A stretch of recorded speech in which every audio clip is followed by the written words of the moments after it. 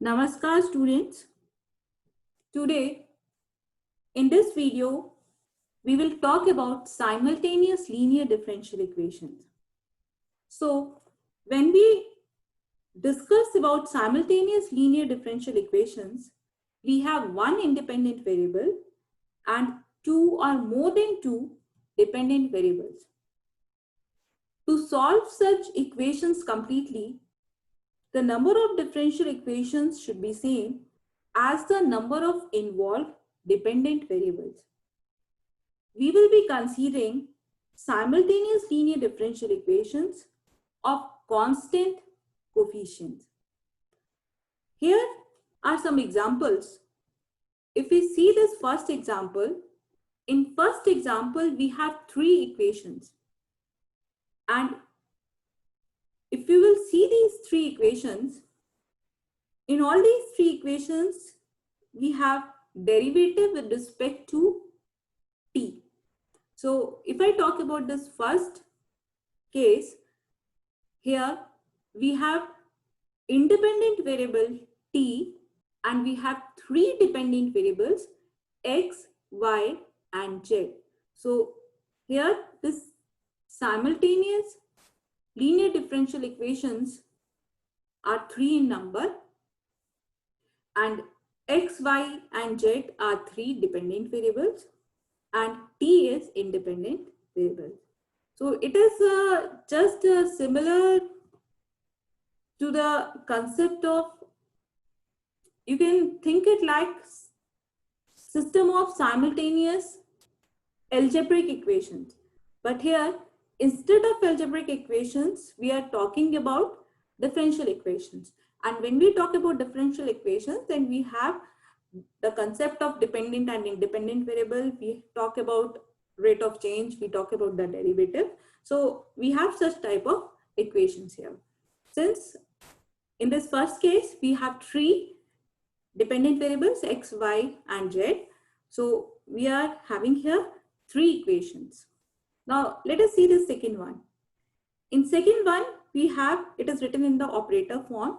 We are using here the notation capital D. Here, if you will see, we have t in the right hand side, we have t in the right hand side in the second equation, and we are having x and we are having y. Again, we are having x here and we are having y here. So these equations involves x, y and t. Here x and y are dependent variables and they are depending on t. T is independent variable. If we talk about this third one, in first and second, the derivatives which are involved, they are of first order. But when I talk about this third example, then we have second order derivatives also in our equations. But again here, we have two dependent variables, x and y, and we have one independent variable, that is t. Now, how to solve such simultaneous linear differential equations? What we'll be doing, suppose if I am talking about this equation 2. In equation 2, we have two dependent variables, x and y. So somehow, with the help of suitable operators or some multiplication, we will be trying to eliminate one of the dependent variable. If you see here this first equation, this one, right now it involves both dependent variables x as well as y. And similarly here, we have both x and y. What we will be doing, somehow we will be trying to eliminate one of the dependent variables, either x or y, which is easy or which is simpler to do. After doing this, we will be getting another differential equation, and that will be involving now only one dependent variable, because why we are doing this, why we are using operators or we are using multiplication, because we are eliminating one dependent variable. So on doing this, we will be getting a new differential equation which will be involving only one dependent variable. We will be solving that new differential equation And after solving that new differential equation, we will be getting one dependent variable. And once we have one dependent variable, then by putting that dependent variable in any of these two equations, we can find out the another dependent variable. So let us consider one problem.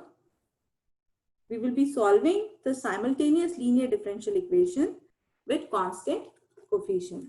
So the problem is, solve the simultaneous equations. The equations are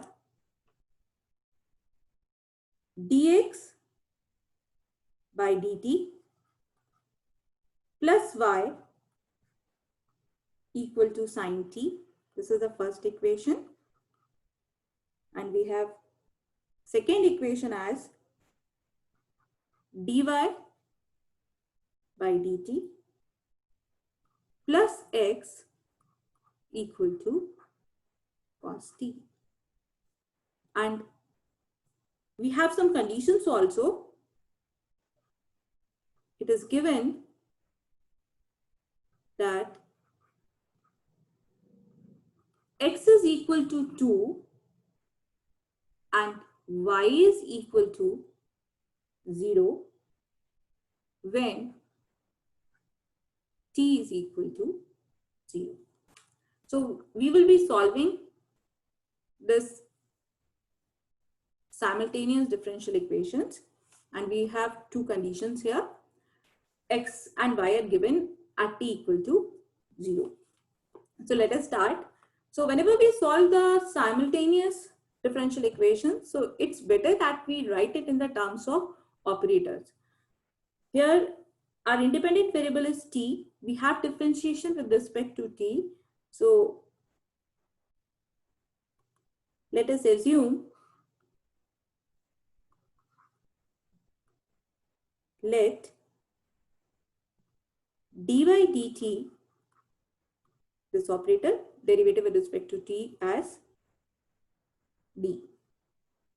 And after this, then we have this first equation can be written as, this first term will become dx plus y equal to sine t. Let us name this as equation 1. And this second differential equation will become, if I write it like this, I am considering the first term of x, I am writing it below this because it will be easy for us to identify that what operators should be used for eliminating x or y. This is our x, and this dy by dt will become this. And on the right hand side, we have cos t. Let us name this as differential equation 2. Now, if we want to eliminate y, in equation 1 we have y, and in equation 2 we have dy. So if I operate equation 1 with d on both sides, operating with d means differentiating equation 1 on both sides with respect to t, because d is derivative with respect to t. So once I will be doing this, I will be getting here dy. And after that, by subtracting, we can eliminate here y. So let us do this. Let us operate equation 1 with d on both sides. Operating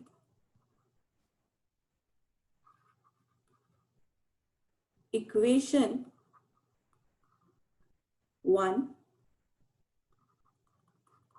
with d on both sides, we get, we are operating with d, we have dx, we have operated it with d. The next term will become, we are operating the y by d, and the right hand side will be this one. If I simplify it, this will be second order derivative of x with respect to t, first order derivative of y with respect to t, and on right hand side we have to differentiate the sine t with respect to t, because what is this d? D is d by dt. So we will be getting here cos t, and let us name this differential equation as equation number 3. Now what we'll be doing, from second and third we will be eliminating y. So if you see in both of these equations, second and third, here we have dy and here also we have dy. So what we'll be doing, subtracting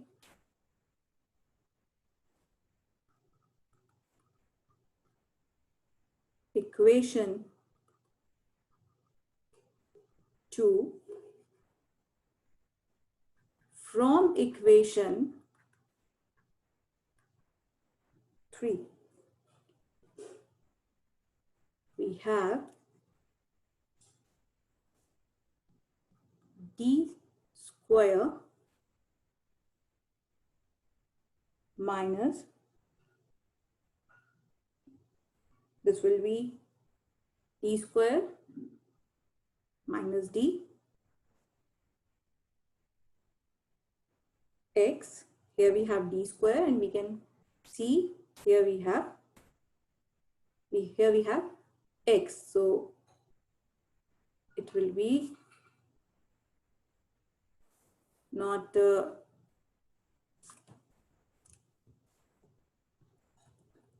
it will be d square and d square minus 1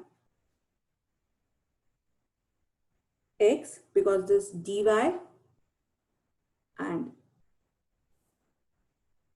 this dy will cancel out, and here cos t, right hand side is cos t in both equations, so this will also give us 0. So on doing this we get new differential equation, and this new differential equation is in terms of x and t. And if you will see this new differential equation, it is of second order, it is linear in nature, and it is with constant coefficients 1 and minus 1, and it is homogeneous in nature because here right hand side is 0. If I compare it with the standard form which we are considering for the linear differential equation of second order with constant coefficient, so here P is 0, Q is minus 1, and right hand side R is also 0. We know that for solving such type of differential equations, we need complementary function and particular integral. Here we need only complementary function because it is a homogeneous in nature. Here R is 0. So you can easily find out its complementary function, and we will find out its auxiliary equation and their roots. They will be real and distinct. They will be plus 1 and minus 1. So I am leaving that part for you. I am directly writing here the solution of this differential equation. I am naming this differential equation as 4. You will be completing it. From here, when we will be solving it, solution of equation, the differential equation, equation 4 is given by x, which is equal to C1 some constant, e raised to power t, because one root of auxiliary equation will be 1, and then we'll be having another constant C2, e raised to power minus t, because the another root of the auxiliary equation will be minus 1. Here we have x, because in this differential equation dependent variable is x and independent variable is t. So we get x, and once we have x, then by using given differential equations, we can find y. Now see, we have two equations. We have to identify that in which we should put this x, so that we have to do less calculation for finding the another dependent variable, which is y. So let us see the differential equations again. We have these two differential equations. What we have evaluated right now, we have evaluated x. We have x with us. Now see, if I will be putting it second equation, x in second equation, then I will be getting a differential equation. And again, I have to solve the differential equation because here we have dy. But if I am putting x in the first equation, what I have to do, I have to just differentiate x. I have to find out this dx. And after putting in this one, I will be getting y. So I will be using this first equation for finding the another dependent variable, which is y. So using equation 5,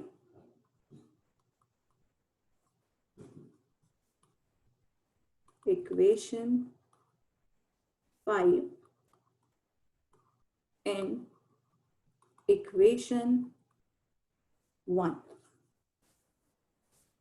What we have? We have d of x. D of x will be x is c1 e raised to power t, c2 e raised to power minus t, which is in our equation 5. The next term is y in equation 1, and this is equal to sine t. So let us differentiate, and when we will differentiate and we will simplify it, we will get y as right hand side, we have sine t. After differentiating, we will be taking the terms on the right hand side. This will give you c1 e raised to power t and plus c2 e raised to power minus t. So we have y with us. Now since some conditions are given, so using those conditions, we will be finding the involved constants c1 and c2 using x0 equal to 2 and y0 equal to 0 in equations 5 and 6, we get the first equation 5. When we will be putting this t as 0 and x as 2 in equation 5, we will get c1 plus c2 as 2, and when we will be putting t as 0 and y as 0 in this equation 6, we will be getting c1 minus c2 equal to 0. Whether I write it as c2 minus c1 equal to 0 or c1 minus c2 equal to 0, both are same. So if I name these equations in 7 and 8, solving these two equations, we can find out the value of the constant c1 and c2. Solving equations 7 and 8, we have c1 and c2 as 1. That is x was c1 e raised to power t. So that term will become e raised to power t because c1 is 1. And another term was c2 e raised to power minus t. That will again become e raised to power minus t because c2 is also 1. And y, in y we were having sine t. Here we will be having minus e raised to power t. The next term will be plus e raised to power minus t. What we have done in our equation 5th and 6th. Equation 5th was giving us x. Here we have put C1 as 1, C2 as 1. We have put the obtained values. And similarly in equation 6, we have put here C1 as 1 and C2 as 1. So in this case, in this way, we can solve a simultaneous linear differential equations. So thank you.